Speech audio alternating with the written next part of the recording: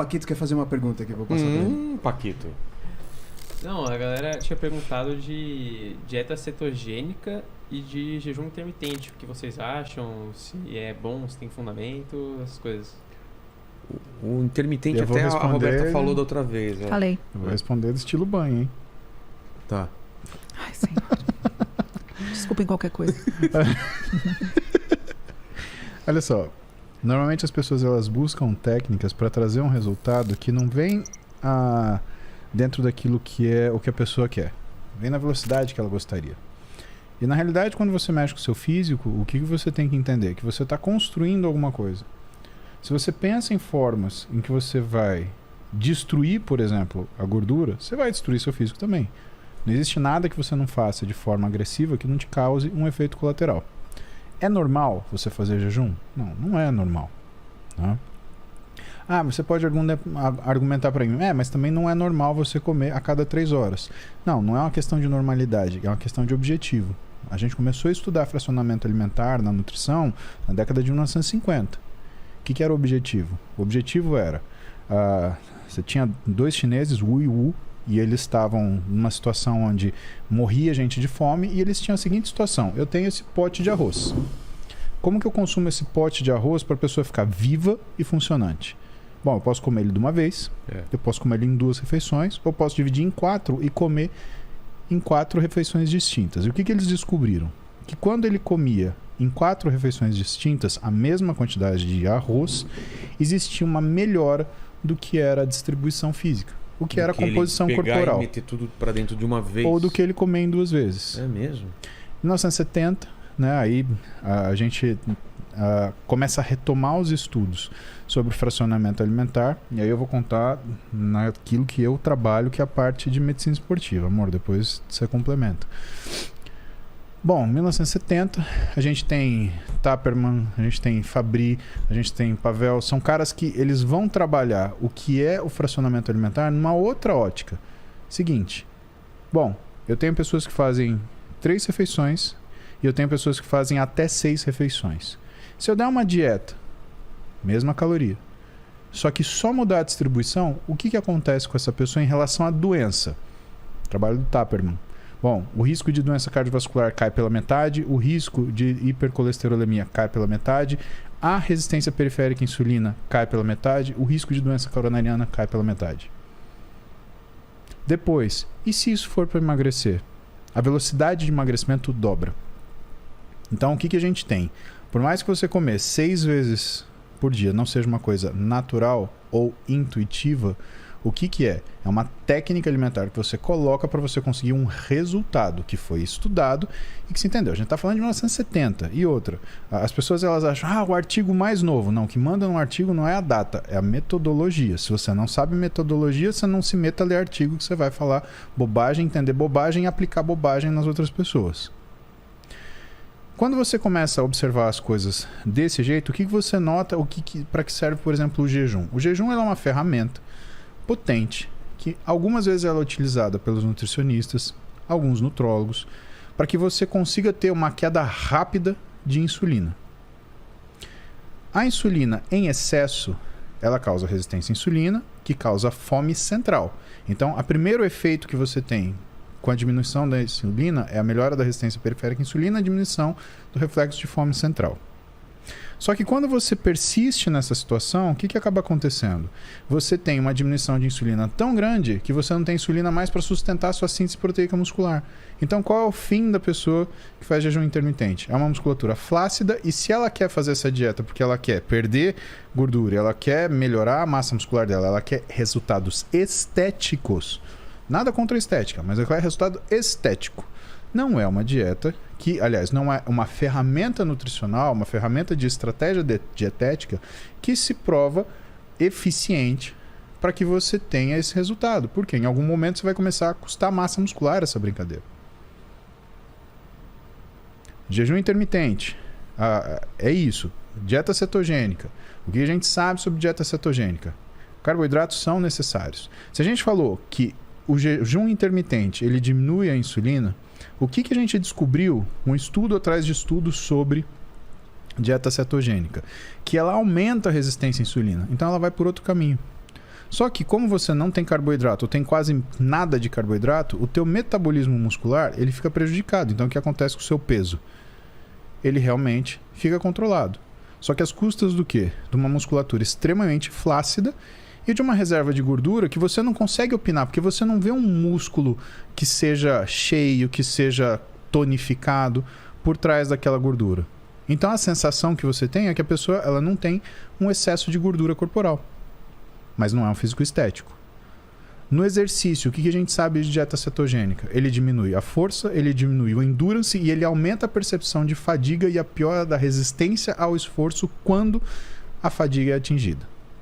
O que a gente sabe de aplicabilidades? Porque a dieta cetogênica ela também tem aplicabilidades.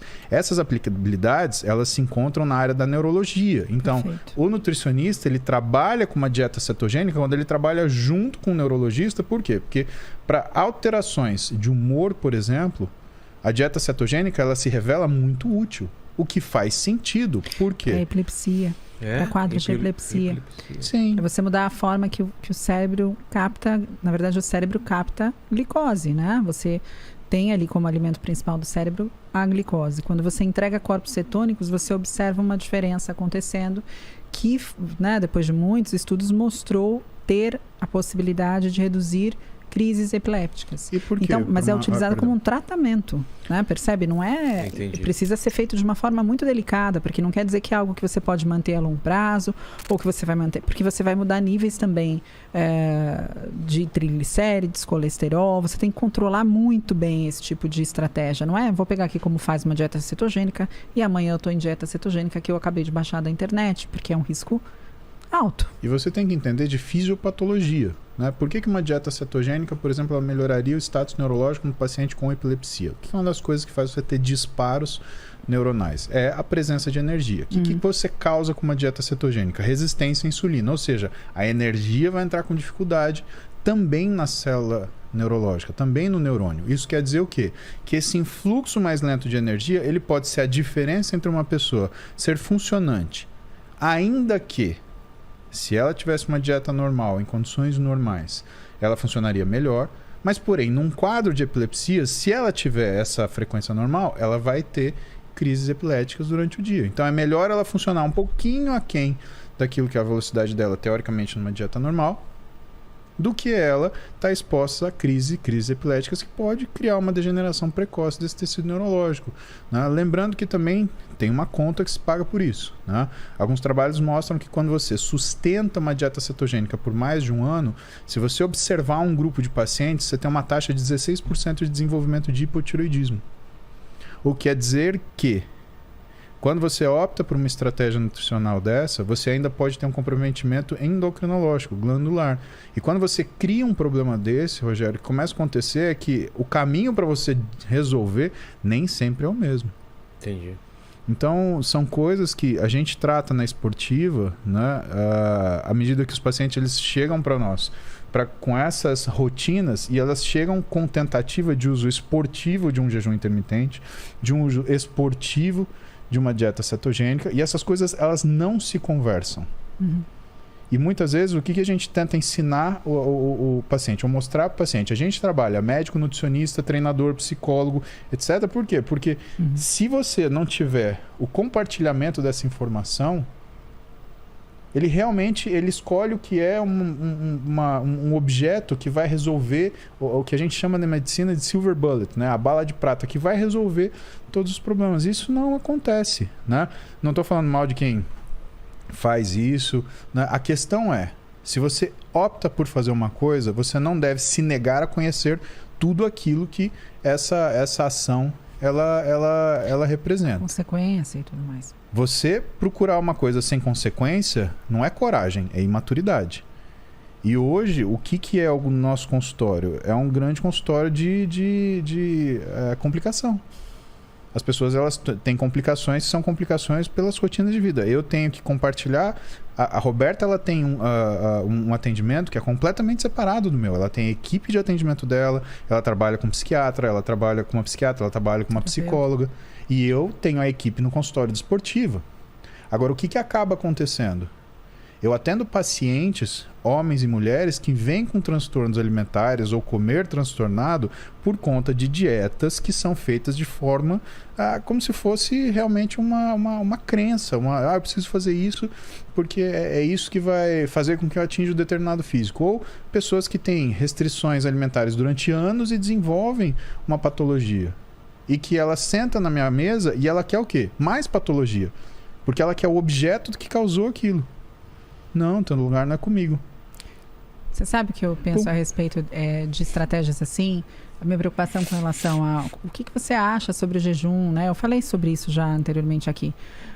As pessoas, elas manipulam esses tipos de dietas normalmente. Se eu perguntar, por que você faria jejum? Qual você acha que seria a resposta? Para emagrecer. Né? Com certeza. Então, e aí minha grande preocupação é, será que essa pessoa considera que eu preciso me nutrir de uma série de nutrientes que eu tenho demandas diárias, mínimas, de absolutamente todos os nutrientes, de A a Z, literalmente, minerais, eu tenho uma demanda proteica, né, que faz não somente meus músculos, mas meu sistema imunológico, minhas células do sistema imunológico são proteínas, minhas enzimas são proteínas. Será que eu consigo entender que para fazer determinados processos metabólicos eu preciso de energia, que dependem de carboidrato? Então, quando a pessoa fala, será que eu posso fazer jejum? Eu falo, tudo bem, quanto tempo de jejum você vai fazer? Eu queria fazer um jejum de 12 horas, eu queria fazer um jejum de 16 horas. A minha pergunta sempre é, o que você consegue comer na sua janela alimentar? De 4, de 6.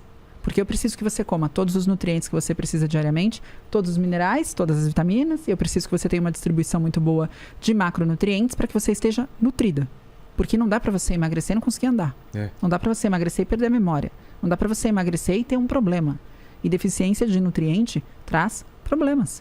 Deficiências de nutrientes importantes para o cérebro, ácido fólico, B12, colina, serina, traz problemas neurológicos, traz problemas de depressão, de ansiedade. Então, tem uma série de questões que estão relacionadas a eu faço ou não jejum, o que você acha do jejum? O que você come na hora que você não está de jejum?